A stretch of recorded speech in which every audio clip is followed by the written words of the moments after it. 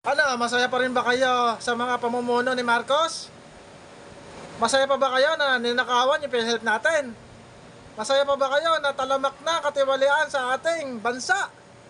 Nagkakawatak-watak na ang mga Pilipino dahil sa pamumuno ni Marcos at pinsan niyang si Martin Romualdez. Wala na! Ano pa ba natitirang kahihiyan sa bansa natin? Ang gulo na ng Pilipinas! Ang gulo-gulo! Kaya yung mga Marcos dyan, huwag na kayo magbulag-bulagan. Para kayong mga bata na kahapon na pinanganak eh. Nanggigigil ako sa inyo Nanggigigil ako sa inyo Mga bulag ba kayo? Ninanakawan na nga tayo ng Marcos na yan.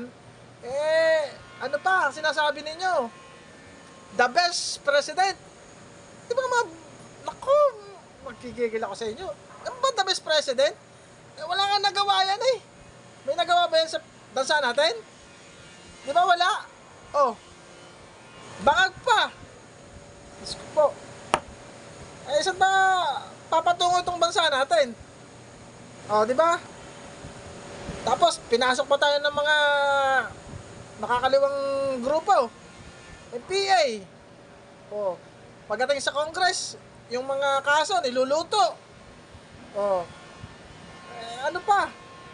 Masaya ba kayo? Masaya ba kayo sa pamumuno ni Marcos? Oh.